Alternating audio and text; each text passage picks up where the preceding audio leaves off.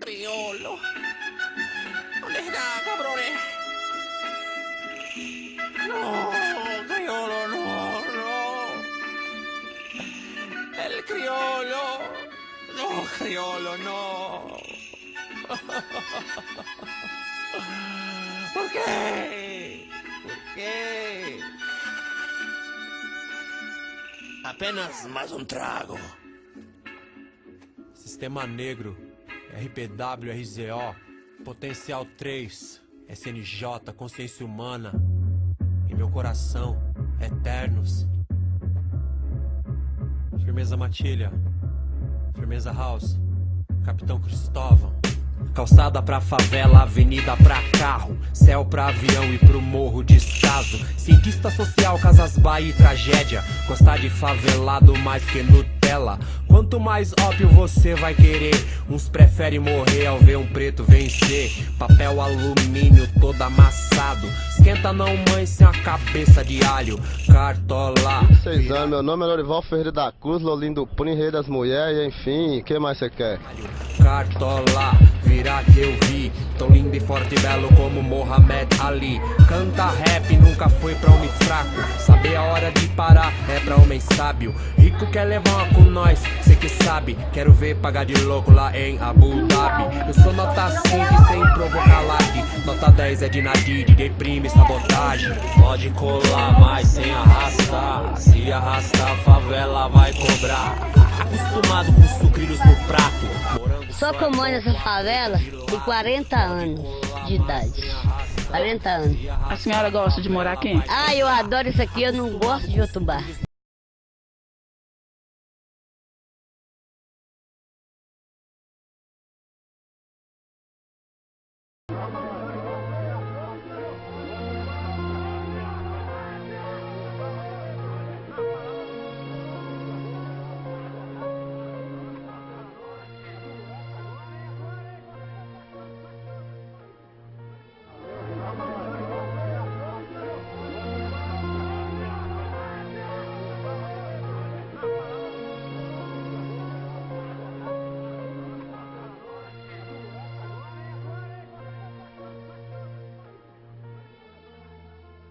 Fiquei um pouco...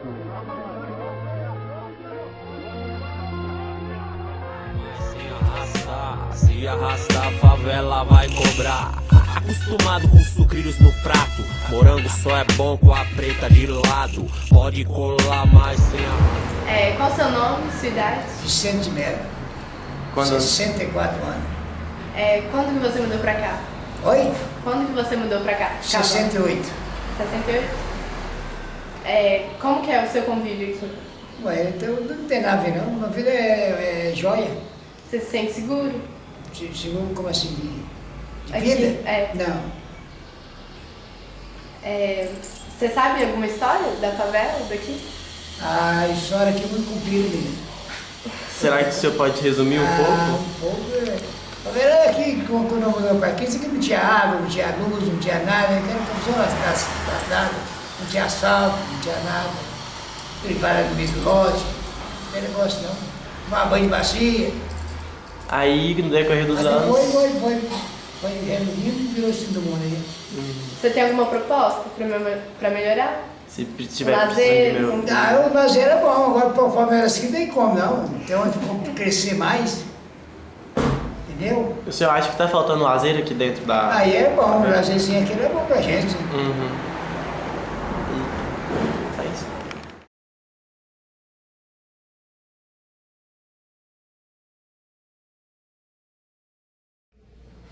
Pois com relação às vantagens e desvantagens, né, da gente morar na periferia, a questão é importante porque a periferia ela é um local que ao mesmo tempo você tem os laços comunitários são muito fortes, que de uma forma bem consolidada, várias periferias de Belo Horizonte elas se formaram ali por volta dos anos 50, dos anos 60.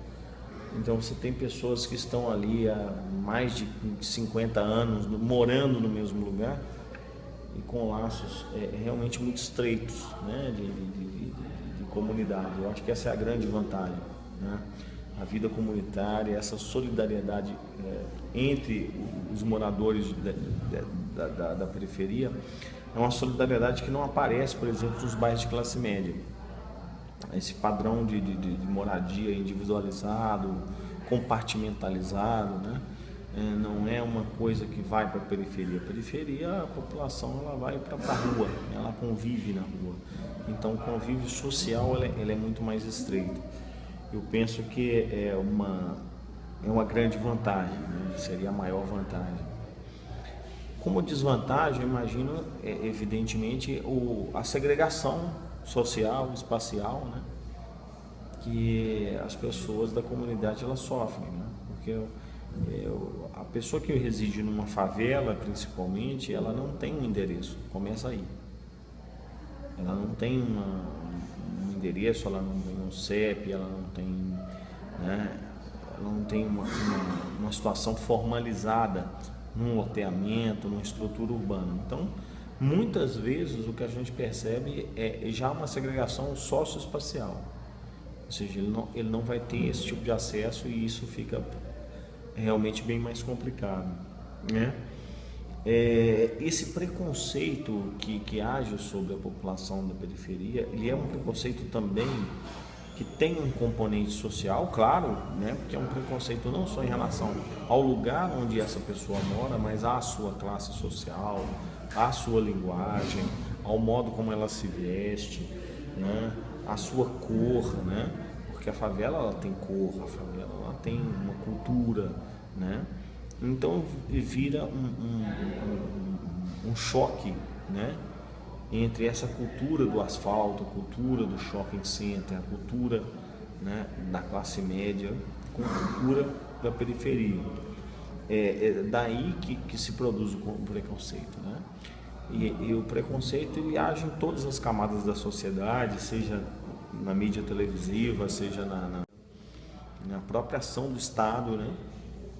Então isso gera muita frustração, isso gera muita raiva, isso gera baixa autoestima, né? As pessoas omitem o lugar onde moram, as pessoas muitas vezes elas escondem essa origem ou querem esconder de toda forma, né? Então é uma coisa que tem que mudar.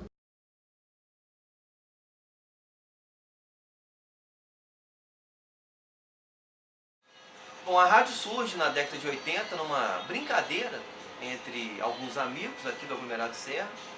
Esse que é o maior aglomerado de Belo Horizonte, já foi um dos maiores do Brasil.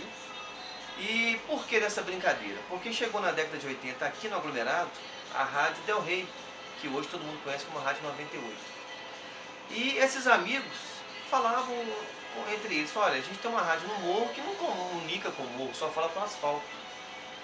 E dessa brincadeira surgiu a ideia de montar um transmissor caseiro mesmo, eles guardaram as economias, um lavava carro, o outro tomava conta de carro, enfim, juntaram aquela coisa de adolescente e conseguiram montar um transmissor. Uma brincadeira, começou a colocar a rádio no ar. E dessa brincadeira surgiu a famosa Rádio Favela, que hoje tem uma concessão de rádio educativa, a rádio que em 2005 veio aqui no aglomerado o então ministro das Comunicações, o Hélio Costa, e trouxe a outorga definitiva, o documento definitivo, para um dos fundadores, que é o nosso diretor-presidente, que é o Misael Avelino. E a rádio fala não só para Belo Horizonte, mas para toda a grande BH e para o mundo inteiro também via internet. Ou seja, de uma brincadeira surgiu uma rádio que hoje é conhecida no mundo inteiro. A rádio, inclusive, foi tema de um filme, Delvécio Raton, que conta a história da rádio. O filme chama Uma Onda no Ar. Deixo aqui também até esse convite para o pessoal assistir. Um filme muito bacana. E uma brincadeira que virou uma coisa séria. E hoje está no ar aí a autêntica Favela FM.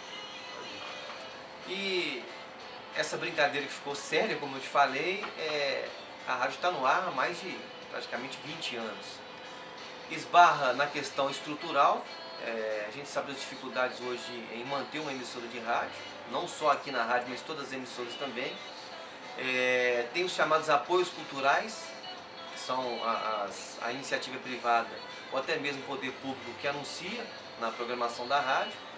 E a rádio hoje faz um trabalho muito voltado também para o social, na questão de que aqui a gente não fica só tocando música, aqui a gente abre espaço para que o ouvinte ligue para cá e faça a reclamação dele. A reivindicação dele a gente coloca no ar. Eu sou jornalista, então eu tenho todo o critério de apuração de uma denúncia. Então a gente coloca no ar uma denúncia, seja de posto de saúde que não funciona, de escola que não tem professor, da criminalidade ou da falta de opção de lazer, não só em Belo Horizonte, mas na Grande BH. Aqui a gente abre espaço para essa turma toda. E o que me chama a atenção é esse trabalho que a gente faz de prestação de serviços. Através de uma emissora de rádio, a gente dá vez e voz à população.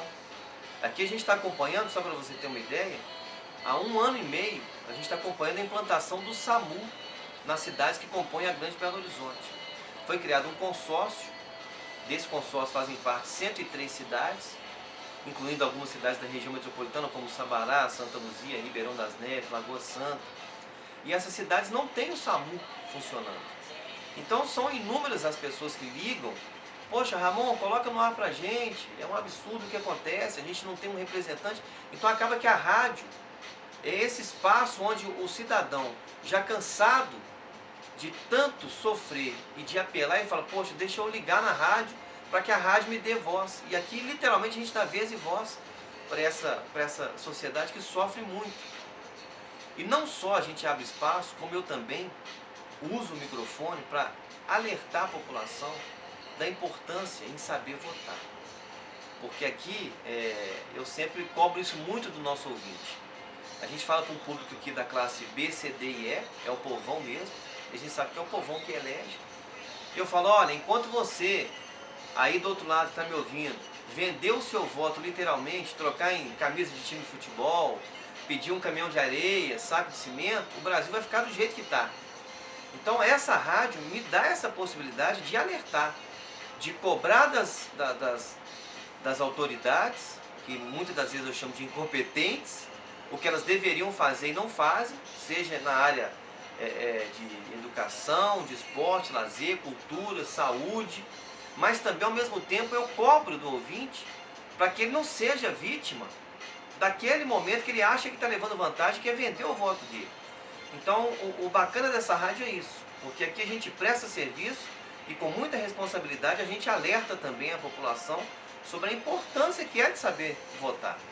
Muita gente fala: ah, não vota em ninguém. Eu não defendo bandeira partidária. Eu defendo sim que a gente deve eleger alguém e saber cobrar desse alguém ou dessas pessoas aquele voto que a gente confiou. Então a rádio tem muita essa identificação com a Grande Belo Horizonte. Aqui a gente recebe, eu faço um programa de 3 horas de duração, de segunda a sexta, uma média aí de 120, 130 ligações por dia, e a maioria é cobrando, pedindo socorro mesmo, para que a rádio, através desse veículo de comunicação forte, possa cobrar e fazer valer os direitos de todo mundo.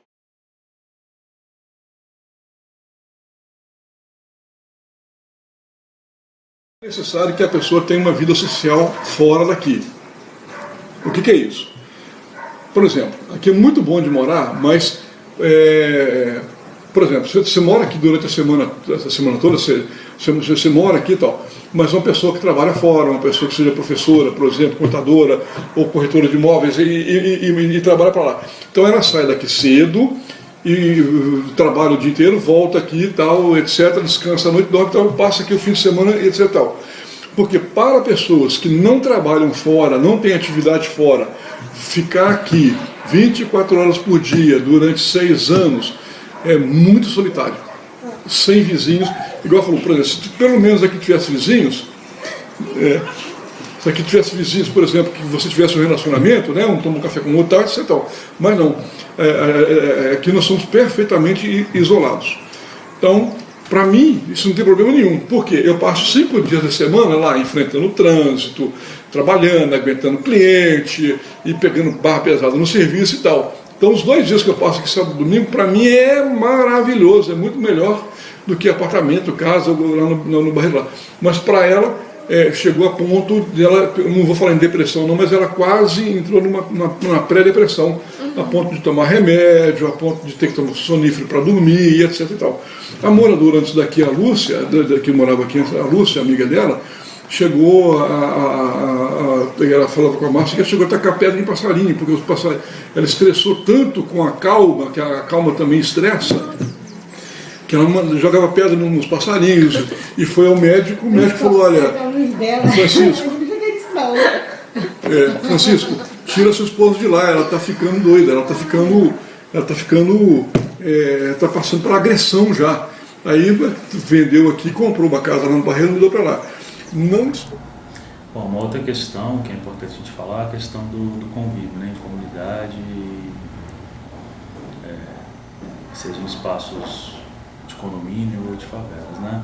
É uma questão tanto subjetiva, né, e acho que carece ainda de muitos estudos científicos sobre isso, mas de uma forma geral o que a gente percebe é que os laços de solidariedade dentro de uma favela, eles são muito maiores do que nos condomínios, sejam eles condomínios ricos, sejam eles condomínios sociais, né?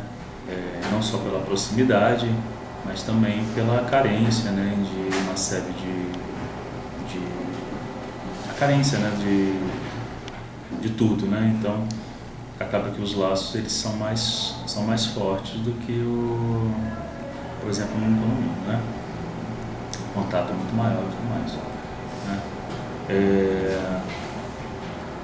Muitas vezes, quando essas pessoas elas saem de uma favela e vão ser realojadas no condomínio social, essa questão é sempre falada, sempre levantada, porque também é uma grande dificuldade que existe hoje de você levar que toda aquela comunidade, que já se criou, que todos aqueles laços sejam realojados no mesmo local, né? Seria uma forma de você manter esses laços de solidariedade, né? Você garantir esse realojamento, por exemplo, no mesmo prédio entre elas, né? Mas a gente sabe que também isso muitas vezes não é possível, né?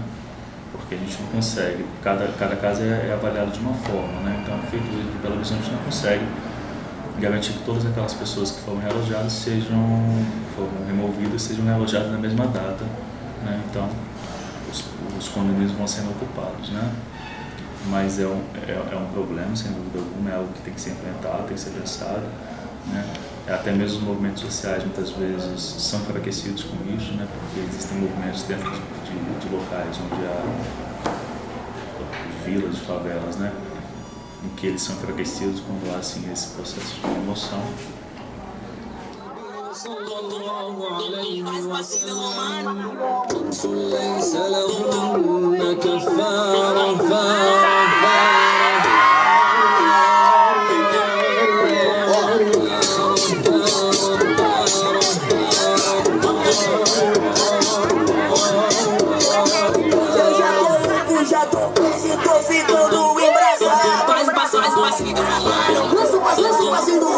Mas não mostra a minha cara porque eu sou envergonhado. Faz o passinho, mas não mostra a minha cara porque eu sou envergonhado. Mas aquele eu tô com vergonha. Ai, meu irmão. A minha alma tá armada e apontada para a cara do sucesso. Os pais sem voz, paz sem voz, não é paz, é medo.